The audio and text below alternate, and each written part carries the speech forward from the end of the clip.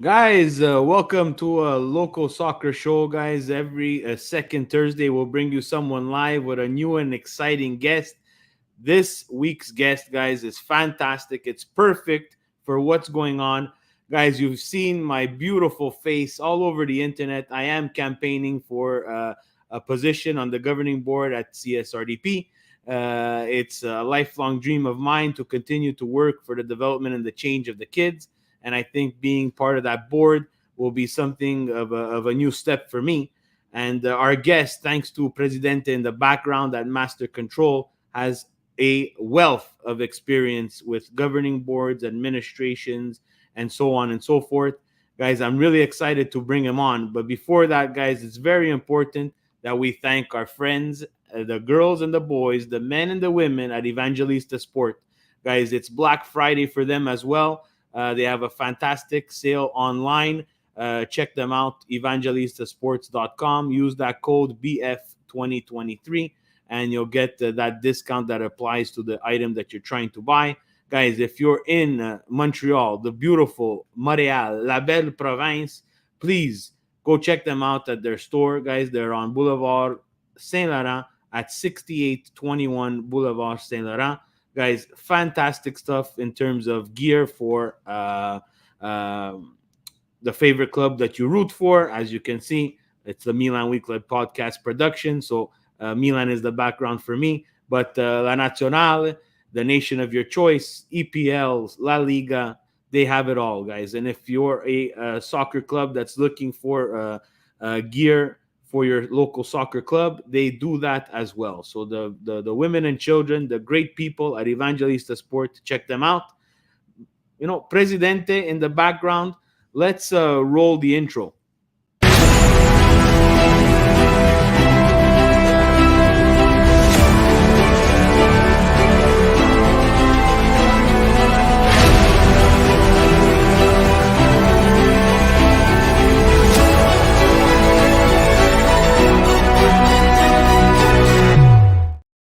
Guys, Milan Weekly Podcast and the local soccer show. Welcome to Mr. Angelo Scarano. It is a pleasure to have you on, Angelo. How are you today? Thank you, Steve, for having me on. The president in the background as well. I'm fine. Thank you. Just came in from the cold now after picketing for 3 days for this Yeah, strike that we're on with the teachers. yeah. Let's hope that strike gets resolved. But we're talking local soccer today, Angelo. And, for people that don't know yourself, have never heard of you, I know you have a wealth of experience, close to 40 years of experience in the local soccer scene. Can you tell us a little bit of your pathway, your story, where you played soccer as a young gentleman, and the path that you took to your different roles? I played soccer exactly where you are. I played at RDP. I was Miguel Facchino. Started back then on Copernic. So we started a long time ago in soccer. And RDP, I played in RDP. I played for the Quebec team as well. Um, I got involved in soccer administration wise in 1988. I started in St. Leonard as a coordinator for the city of St. Leonard because in those days it wasn't run by clubs, it was run by the city. So the city hired me as the coordinator. So I was coordinator there for a year and a half before the city of St. Leonard took over, and then I got involved with the club as well of St. Leonard. I had different roles. I was coach. I was director of discipline. I was VP of the club. Then from there, I moved on to discipline director of the region of Bourassa. After years in 2010, I became president of Bourassa till 2012. 2012, we started this new league, this Premier League, which now, well, no, sorry, not the Premier League, which is now League One. It was the, I forget what it was called at the beginning there. My mind is a bit lost. I'm getting too old for this stuff. But anyways, I started that. We started that league there, and I was there until 2016 as a governor. The Premier League. That's la Premier League Soccer de Quebec. Yes. That's what it was called. So I was there till 2016. 2016, I got approached by Soccer Canada to join Soccer Canada, and so I left the Quebec scene, joined Soccer Canada in 2016. I was just a regular member in the in the administration of the governance board, and then I became president of the nominations committee. I was there for 3 years before the pandemic hit, and my mandate finished in March this year. So that's what from 1988 till then I did club, region, province, and national. and country. What a great trip for you there, Angelo. And I commend you and I tip my hat because it is a long journey.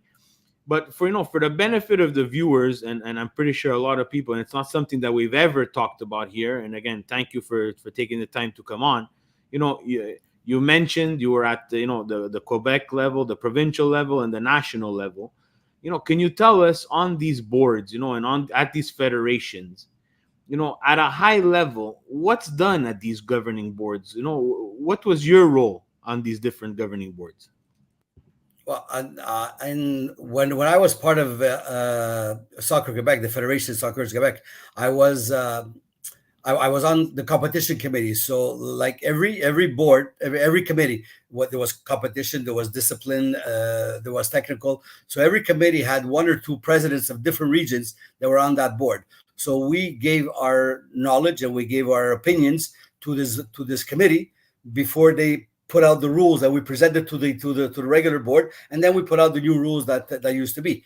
So it was mostly adapted to making sure that the kids that are in the programs, starting from recreational all the way up to competition, had the best services possible, coming from us all the way down to the clubs. So that was our role as presidents of regions while we're on this on these boards at the Quebec Soccer the Quebec Soccer Federation. And the Canada board, it was a little bit different. Canada board, it was mostly them ruling the national teams. So it was mostly from the U15s and up the national team players. Most of the decision team there was for the national team players. So it was a bit different of the thing. I enjoyed more working in Quebec because it directly impacted all the kids, Mhm. and once in Canada soccer, it impacted the players that made the at least that were recruited by the national coaches. Yeah, and just to touch on that, for my knowledge, like how involved, I know maybe the governing board that you were on at the national level wasn't involved past anybody on the national team, but is Soccer Canada, do they have like a division that checks up and looks at the different province and how football and local soccer is progressing or digressing in a specific province across the country? Well, they have programs, grassroots programs, which Jason DeVos put in place a while back ago, and those are given to the provinces. Something people don't understand is the Canada Soccer has no say over what happens in the provinces. The provinces are run by the provincial government. So but you have provinces like Ontario, BC. They actually follow Soccer Canada. They apply what Soccer Canada gives them, right? Soccer Quebec is a little bit independent. They're kind of always on their own. They like to do things their own way. It's always been that way. It's not they don't like to be told what to do or how to run their programs. They think that they know better than everybody else. So they've always been a little bit independent in that case there. But the provinces are not run by Soccer Canada whatsoever. The provinces are run by the provincial government. So So that's so something that so people yeah. understand that. So let me understand it. So let's say, for example, I'm going to give you a hypothetical situation just because this interests me a lot, right? So, in Go ahead. theory, grassroots feeds competition. Competition feeds the provincial teams. The provincial teams feed the national team. But Soccer Canada has absolutely no idea what's happening from the grassroots up until they come to, let's say, a performance center or something for the national team. They have absolutely no idea how they've been trained, what they've been trained, style of play, mentality, nothing, zero. Zero. Zero. Then it's left up to the provincial federations. They're the ones that run. They're supposed to run all these programs. That's the way it used to be at the beginning. At the beginning, it was that the federation used to run all the programs, and then the regions used to run all the smaller programs, right? Yes.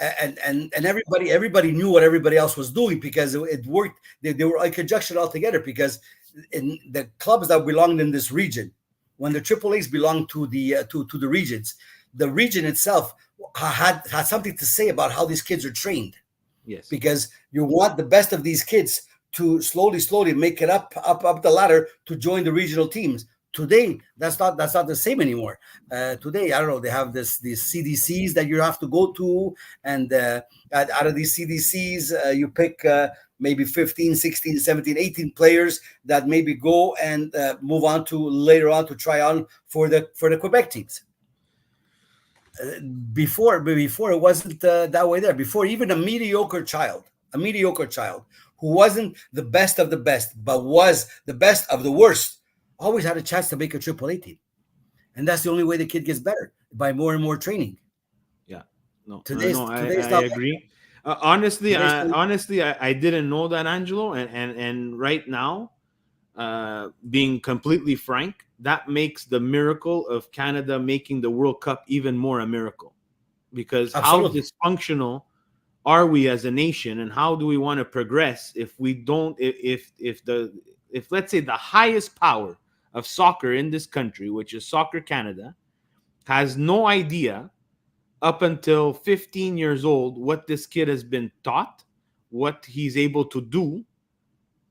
For me, it's mind-boggling. Again, we can stay on this topic forever. Thank you for sharing that, because I had absolutely no idea, and right now my brain is it's But explosion like the cartoon. Steve, just to clarify just a little bit, it's not that they have no idea. What they have is they have an idea of whatever the region, whatever the federation, because the federation has a group of players that they send out to these camps, because Canada Soccer comes down and they have the identification camps. I think it's 3 times a year. And Yeah. the region, the federation sends these players from each region to be identified by. So that's when Canada Soccer first has their first look at these players. Okay. Besides that, they have no idea what these players are doing, who Well, trained them, what they've been doing. what what shocks me is like, I understand, and again, I'm gonna age myself. Let's say in the 80s, I'm an 81. In 81, we're tipping the scale of internet and so on. We're nowhere close to social media. We're nowhere close to the software development that has been gone on in the world in a span of 5 years. I would think that now, in the year 2023 and moving forward, Soccer Canada, if they choose to, can have a profile on pretty much any player at any time. It doesn't have to be at a specific age, right, Angelo? It can Absolutely. be from example. Again, I always talk about my son, because I'm on a show and I don't like talking about other people's kids. I'll give you an example of my son Gianfranco. Is he the best soccer player? Absolutely not. Does he have the best feet? Does he have the best touch? No. But in-game attitude, and something that it's not a tick off a box. It's something that you need to see what he can give to you on the field, and do you choose to make this player better, yes or no, can only come from video, can only come from technology. Because I totally understand Soccer Canada cannot be across the province all the time, 24/7. But we need to move into into 2023 and get out of 1974 with how we're creating a pathway for these kids, right? Because or else we're going to be behind, which we're already behind. Oh, absolutely. But you see, Soccer Canada, they have um, ex pro players, ex national team players, even pro players that played in other countries as well. Part of this committee that creates these programs from the grassroots all the way up. And they create these programs and then they send them down to the federations. The federations, if they choose to follow these programs, then there's an automatic link between the federation, the regions, and Canada Soccer. If you don't choose to follow these programs and you have your own programs because you think you're better than everybody else, and you Then the choose link is your broken. your own programs, then the link is broken. So the link is not there anymore. So the only way Canada Soccer sees this kid of 8, 9 years old is if somebody actually says to Canada Soccer or to Jason or his team, hey, you know what? If you go to RDP and you go look at this kid, Gianfranco, you're going to be surprised how good he is. Yeah, yeah, no. So that link, that technology link, is broken once a federation decides to do things on their own, which Quebec Soccer does. Wow, wow. Moving on, Angelo. Like, I'm just, honestly, I'm baffled because It's because mind-boggling, eh? it's mind-boggling. It's mind-boggling, but let's stay. I could take this, Angelo. We just met, and Presidente knows I could take this a whole other direction, but maybe that's another show. Uh, Here I want to focus on administration and board because we need to educate people, the parents that pay, who should be members and who should be able to vote at these local clubs. They don't have this. So that's one of the big reasons why we started the local soccer show, is to educate, right? So a person like yourself, Angelo, we went through this fantastic career, 38 years of experience, in terms of at all levels, regional, provincial, national, and starting from the club level. In May, we all know that you put in your candidature to be president of soccer, the soccer Quebec, the federation. Why did you decide to jump back into that race once you were past it? Why go back to provincial? I didn't like what was going on. I saw too much. Soccer Quebec's supposed to be run by the people. Soccer Quebec's supposed to be run by people. Yes, you need some people that make decisions. You need boards to make decisions, but it's got to be run by the people who actually vote you in there. Soccer Quebec, until this year, for the past 6 years, was run by a president and one club. They made all the decisions. Whether you liked it or not, they made the decisions. And they thought it was good for everybody because everybody says, yeah, it's good, it's good, it's good, it's good. But it was run by them. This year, with the way the elections went, the federation is run by 3 regions and 1 DG. It's mind-boggling because, I mean, sitting next to a certain person and telling me that the first thing that has to be done is to get rid of the DG of the federation. Uh, so I'm saying, I said, what's wrong with the DG? He's an accountant. He's very good at what he's doing. Um, there's stuff that's being managed wrong and this and that. What the only thing that's being managed wrong is that he's telling us exactly the way it is, where the money's going, where the money's not going, what they're doing. Is that a problem? No, that's honesty, right? 4 months later, he's gone.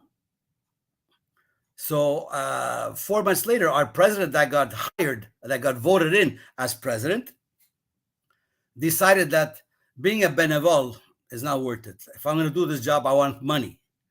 So they get rid of the DG, and all of a sudden, he's the new DG of the federation, getting the big salary,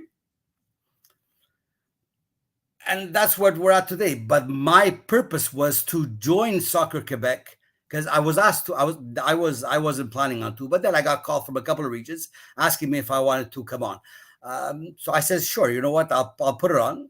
As far as I knew, the votes were all for me. I mean, all the employees wanted me there. I've been in soccer. I've been in soccer way too long. I've made a lot of friends, but I've made more enemies than friends. I say things the way it is. I Yes. don't hide behind. I don't hide behind any doors. And you know what, Yeah, there, Angelo, I commend that because people have this vision, and again, I like to be like you. I'm a very transparent, straightforward person. If I have something to tell you, I'm going to tell you. I'd rather hash it out than let this drag. I've watched too many telenovelas in my life, growing up with two parents that are very Italian, and watching different shows on Rai and Channel 24 back in the day. That I don't want these telenovelas. I don't have time for them. So unfortunately that art is lost, Angelo, and people like yourself who say it the way it is, and rub people the wrong way get automatically branded as someone who's like a troublemaker, who wants to cause trouble, who want my question is, and again, so the whole, like, just to give context, president gets elected, stays on for sorry, yeah, president gets elected, which is a non-paying position, stays on for 30 days.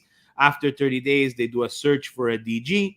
DG is not found. President removes himself from president, takes the DG role, and now a new president is there. Why are we Well, making this the so president who's complicated? there, the president who's there now is I forget her name. She was the vice president. Okay, So yes, automatically she takes over until they do the elections again. the elections again. Yeah. Yeah. So why are we making things so complicated at at this level of soccer in the province, uh, where we're forgetting about the kids and the regions and the soccer and the local clubs that are underneath the provincial level? Why do you think we're making it so complicated? There's so much money involved in soccer, and when you have people that are money hungry, that's what happens when they get into places of power. Because I have no interest in being president. I don't have to put my name, Angelo Scarano, as president of Soccer Quebec. I don't care. If things are run properly, and you got banked down to taking care of the kids, I don't care who's president, as long as things are run properly. Unfortunately, that's not the way it works. Unfortunately, whoever's there, they have to have their name on billboards. They have scratch around billboards. I'm the president. I'm this. I'm that. I'm the DG. I'm making $120,000 a year. When I went bankrupt, two freaking companies before that I bankrupt, that I had no money, that I was home doing nothing, that they came and get me to become the president of the federation, which I knew I was going to become the DG. So, sorry, I shouldn't have said that. Those. So I'm just letting it all out, man. It's just. honestly, it's open forum to say what it is, and again, emotion does kick in, but it's a good segue to finance. So another sensitive topic in light of what happened at Hockey Canada. Parents, they want to know where this money is going right now. Now they're starting to a little bit, not as much as we like, but a little bit, their eyes are opening, questioning, where is this money going? What are we paying these fees for? Now, there's the obvious registration fees that they cover operating costs, they cover uniform, salaries, admin, and tech staff. But we also pay this affiliation fee to 4 different groups. And I have it broken down for you here. And I'm sorry, I'm looking at my other screen. It's not like I don't want to That's look at fine. you. Go You ahead. look fantastic, Angelo. So local soccer fee, the fee varies anywhere. It could vary anywhere between $25 to $50. The fee for the region varies between 10 and 20, depending on the region. The fee to Soccer Quebec is $6.80, and the fee to Soccer Canada is $9. So the only thing that we've been able to find out regarding these fees is that they provide group insurance policy. What else does that money do, Angelo? What, But if you can it, it, elaborate? it, it's not like the group insurance. There's the passports. The passports need to be done, so you need to pay for the passports.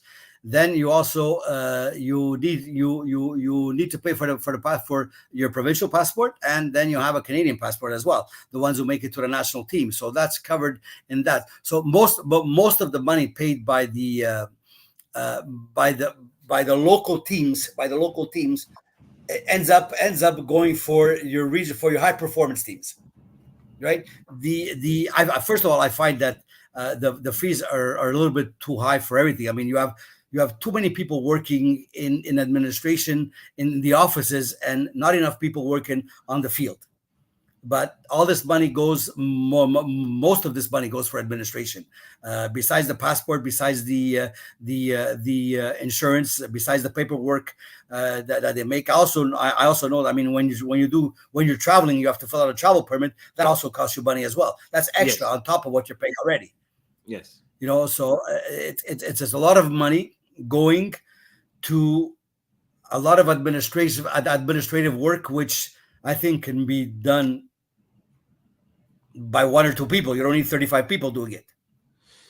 You know, Yeah, and the streamline again, and just someone with basic economics sees local soccer club administration, then region administration, then provincial administration, then Canada administration. That's a lot of administrative people. the region is the one that gives out the passports. So that money that's automatic. The federation, they stamp it, right? So I mean that's like $6 for a stamp. It's kind of ridiculous, but it's $6 for a stamp. I mean, because that's all they do is they stamp it, right? The insurance is Canada wide. Okay.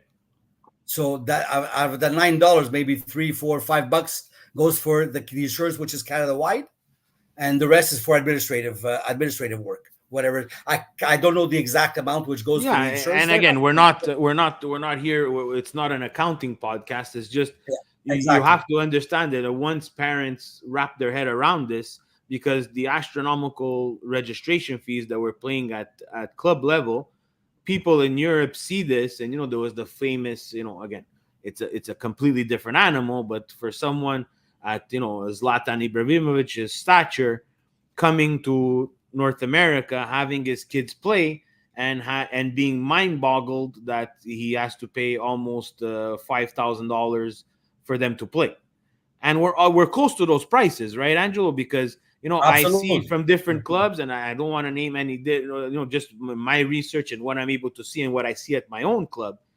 Soccer was a great, especially in the winter, a great secondary sport for anybody who played hockey, and then the multi-sport aspect of it was great because you're using different skill sets for the two sports, right?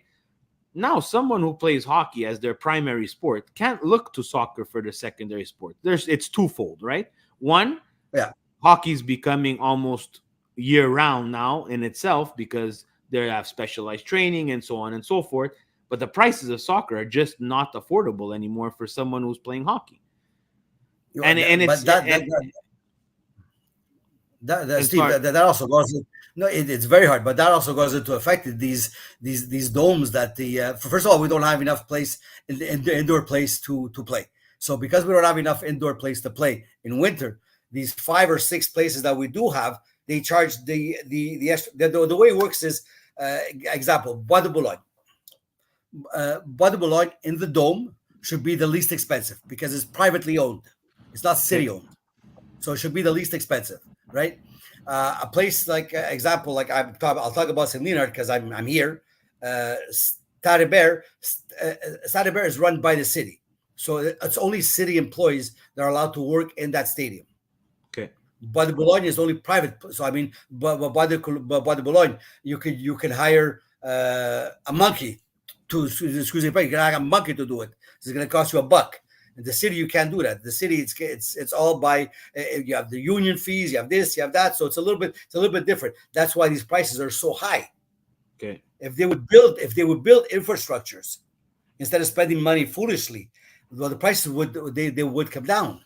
They would come down. Also, now with this new thing that you every club, whether you have a AAA team or you don't have a AAA team, or you have special kids, you have to hire, you have to have a DG, you have to have this, you have to have that. So it's all money extra that you have to dish out. Where are you going to get this money? You have to collect this money from the kids. So I remember example Sporizud in the 1990s, it was, I think, $600-700 to play in Sporizud. Talking about Burasa because I was president of Hmm. Burasa. Today, I find out it's over $3,400 in Sporizud. Yeah. That's a lot of money. That's not including getting dressed. Yeah. The economics of it is getting scary, right? And that's worldwide, right? Almost for everything. Your grocery, what we were paying 2 years ago, is not the same grocery that you're doing now. We understand a little bit of inflation, but now uh, a lot of people are turning to the fact that the clubs are focusing more on getting this license or getting this title than actually the development of kids, and that's what's probably and that's what they're equating to the astronomical prices, because they need to pay volunteer coaches to become actually coaches, and pay them for their time and so on. What are your thoughts on this whole licensing program and how it might be driving up the prices? Oh, absolutely. Every club thinks that they have to have a national license. We don't need to have 7,000 national licenses. We need regional license. We need local license. We need those. We need these kids to play. Yeah, and where are these recreational kids going to end up going if every club goes for a national license? It doesn't make sense. I mean, yes, there are some clubs that deserve to have a national license. Uh, they're bigger clubs. They're 4,000, 5,000 members, and they want to keep that number of kids. It's all about money at the end, right? I mean, the more kids I have registered in my club, and I could go for a national license, well, the more I can charge the kids. Because once you have a national license, you're gonna attract more players to come in, more kids to come in, so you can charge the bigger bucks. It's all about that. It's not about training anymore. And I don't mind paying the big bucks. I don't mind paying the big bucks at all. But give me the services that go with it. Yeah. And If that's you're not gonna give me again, services, I'm not gonna pay it. yeah, another great segue to services. Like obviously, the services it's part of a structure at the local club, right? So I want to know your thoughts going back to local and grassroots soccer because you have so much experience there. Um, at the local club, and we'll talk about it the way it is now, right? There's a You're governing cutting off, board, and Steve. I there's a. don't hear you that well. Oh, you hear me now? You hear me now? You're cutting off. I hear you perfectly. There's like an echo in the back or something. Hold on a second. Is you hear me good? A little bit of technical difficulty.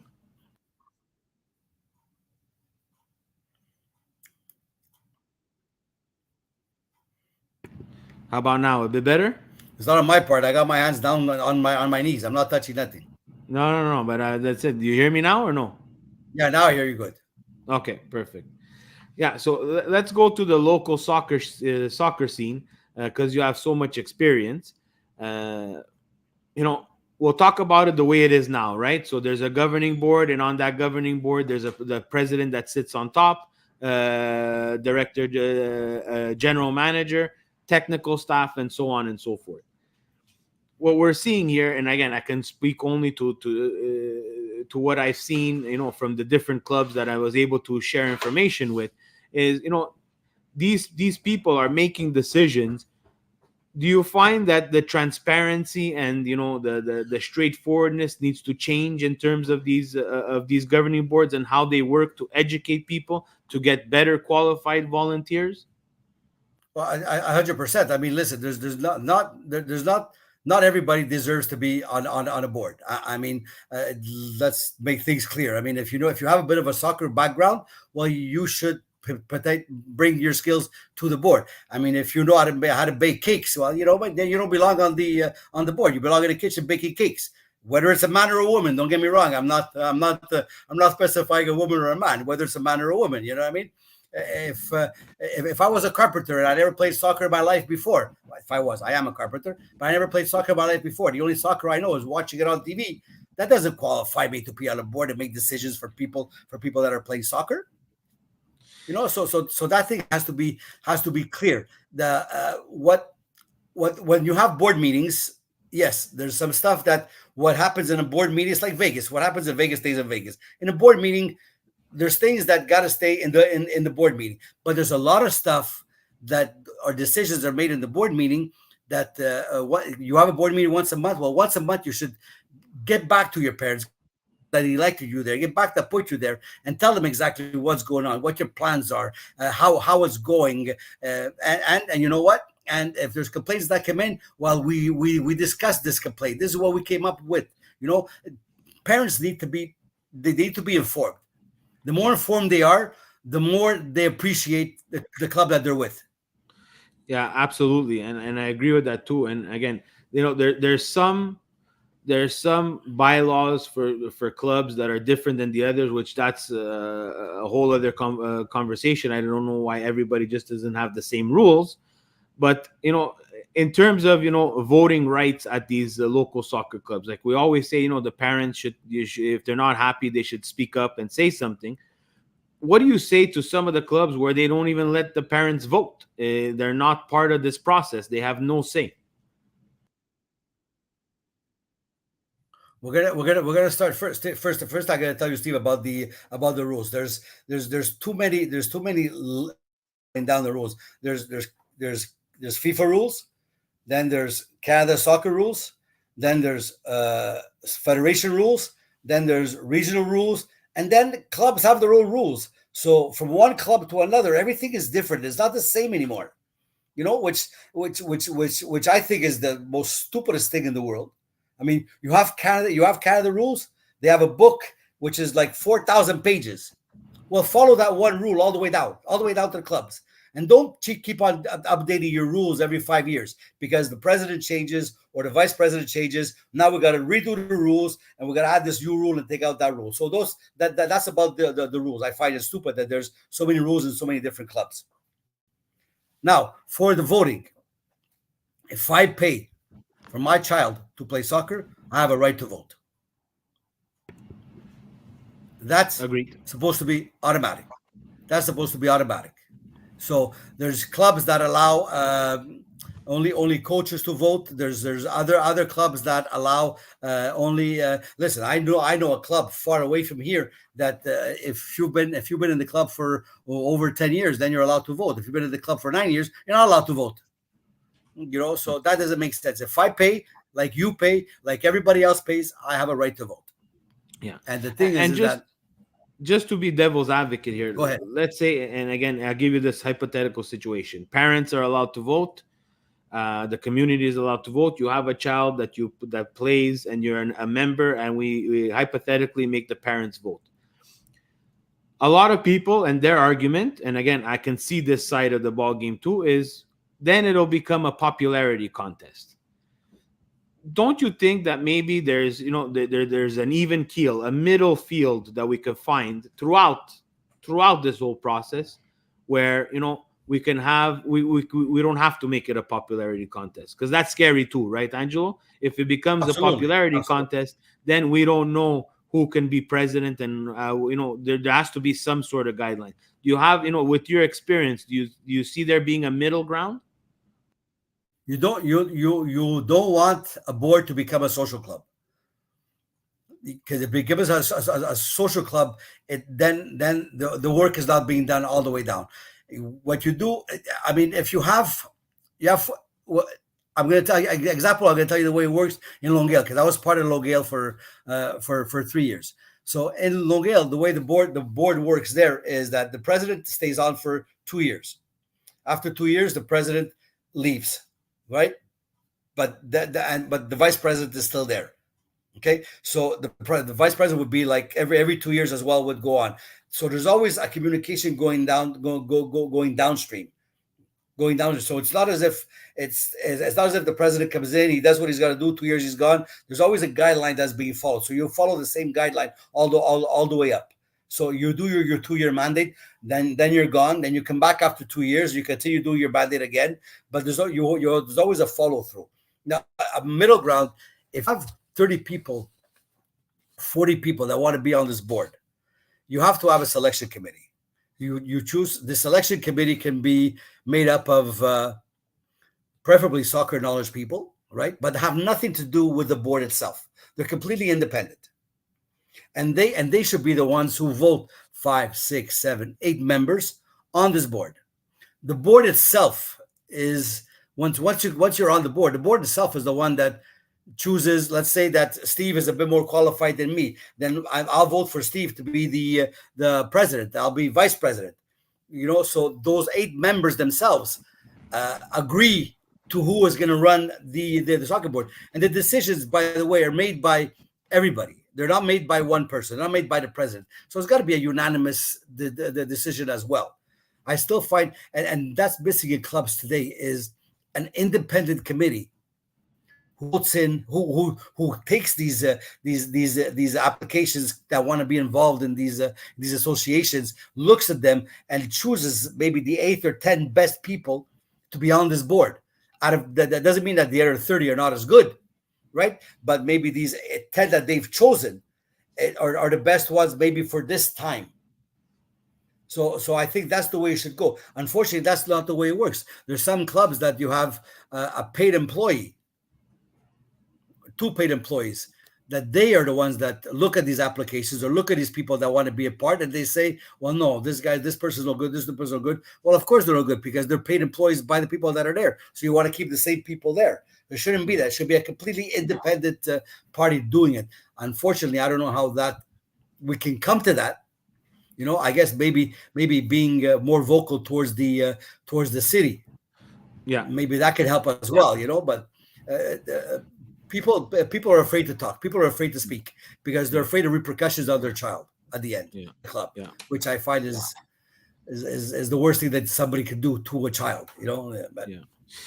so Another question, Angelo, is these boards they have. There's multiple boards. If you look there that unfortunately have unfilled positions. Why do you think that's the case? Why do you think that there's no one who wants to get involved in these boards anymore?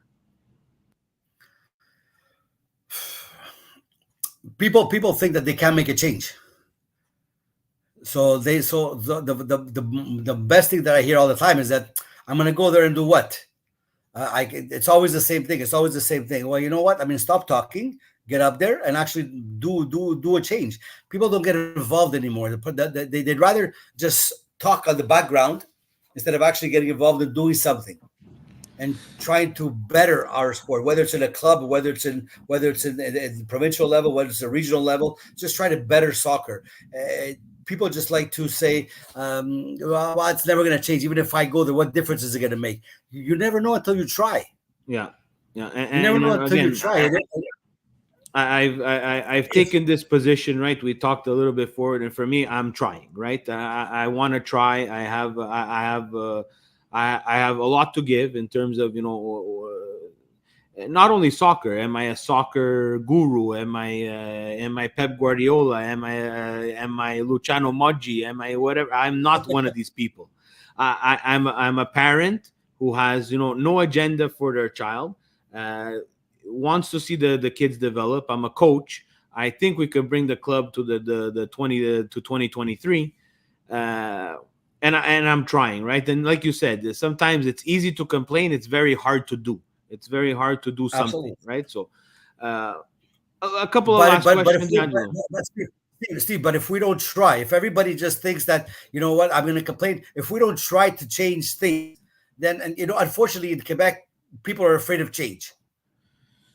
People when you talk about some change, people get scared. They like things to stay as it is, even though they don't like it, but they're afraid that the change might be worse. Well, you know what? Maybe the change will be better. So I mean, if you don't try, you never know. I that's why sometimes I say things that my wife gets mad at me sometimes that I should have just kept quiet and not say it. Like It's now she's bigger looking than at me us. too short. She's looking at me too short, and all of a sudden she goes, "But the worst I don't know." It's bigger than us, Angelo, and I get where you're coming from there. Absolutely, A couple of last absolutely. questions. One, we know the astronomical prices of the inscriptions. They are getting more expensive.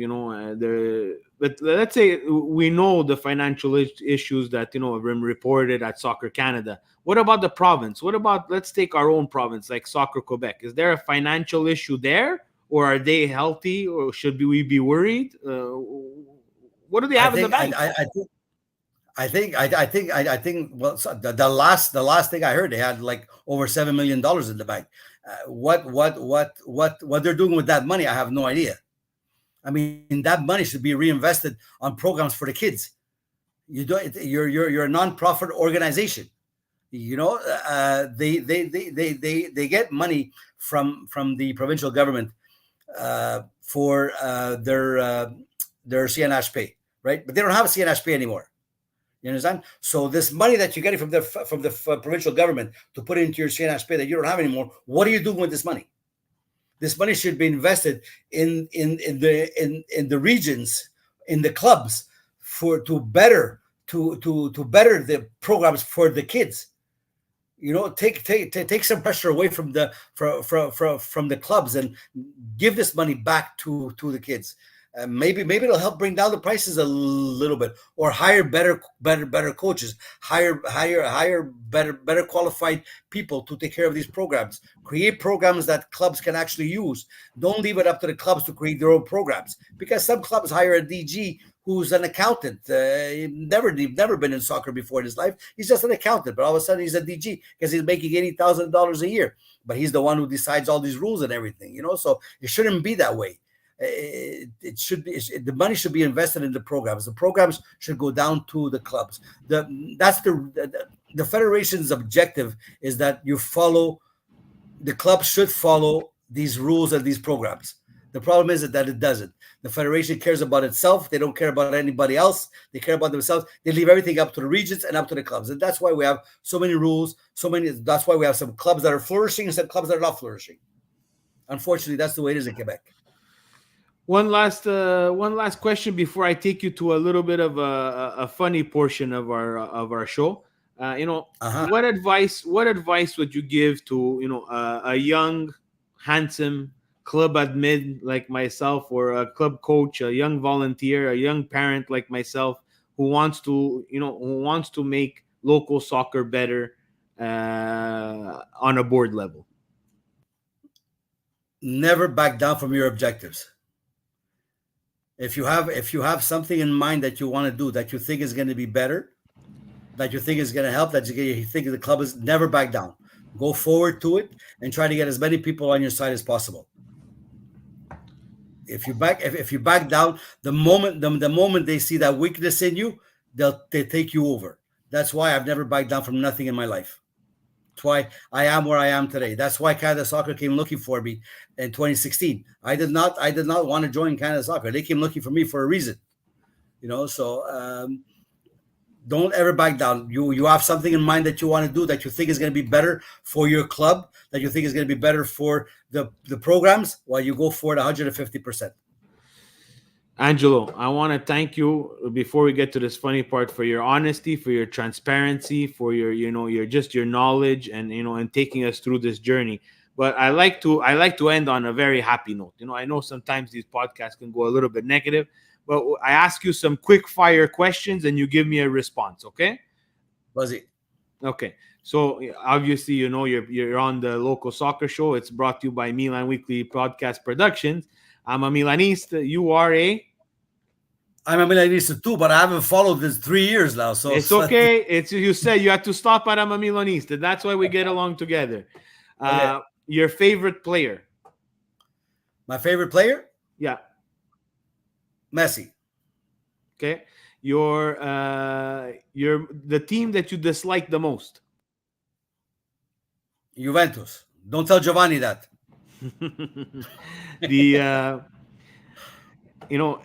You went through coaching, you went through administrative roles. Is there someone that you look to for advice, who guided you along this way, someone that you would give a shout out to? I know there's many people. Your 38 years of experience make you what now? You're 75 there, Angelo? I'm 102. I look good for 102. Who inspired you, and who did you look to guidance for during this journey? Two people. Joe Primiani, who was the president of St. Leonard Soccer a long time ago. He kind of got me into this. And Dino Madonis, who was the first president of the Soccer Federation when I got involved myself, Quebec Soccer, in the 1990s. So those are two people that I have highly respect for those two people. Fantastic. The last question, and the most important one, Angelo. You come home after a long day. Your beautiful wife has decided that tonight's menu is pasta and we're having penne. Are they penne lisce or penne rigate? Penne rigate. Never penne lisce. Penne rigate. Angelo, I want to thank you so much. I want to thank everybody who tuned in live and anybody who's going to listen to the local soccer show, either while you're training, while you're driving in the car. Guys, check us out. Like, subscribe. The Milan Weekly Podcast is every Monday. Coast to Coast with Gio and Fabio happens every Wednesday. And of course, the local soccer show, you have the beautiful Steve Polillo all to yourself every second Thursday with great guests like Angelo. President in the background, guys. Share, like, tell a friend. Local soccer, guys. Let's get it back on.